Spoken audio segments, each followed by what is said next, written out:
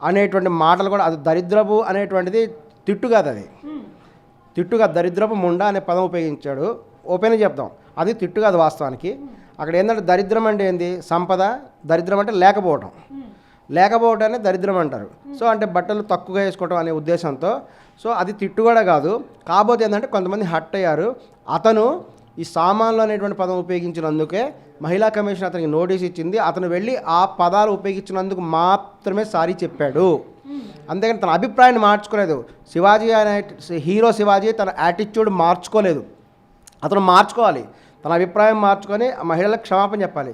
ఇక్కడ ఇప్పుడు క్షమాపణ చెప్పారు ఆయన, అది కూడా చూసాం. ఆ తర్వాత చెప్పలేదు.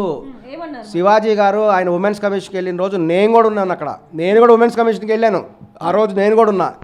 ఆయన ప్రత్యక్షంగా ఆయన చెప్పింది ఏంటంటే, ఉమెన్స్ కమిషన్ వాళ్ళు ఒక క్వశ్చన్ అడిగారు ఆయన్ని, మీరు ఈ విధంగా సామాన్ అనే పదం ఉపయోగిస్తే రేపు అది ఒక వాడుక భాషలో వచ్చేస్తుంది. ప్రతి మగవాడుగా వస్తా నీ సామాన్లు బాగున్నాయని అమ్మాయిలు అనేస్తారు, మహిళలకు ఇబ్బందికరమైన పరిస్థితి కదా అని అడిగారు ఉమెన్స్ కమిషన్.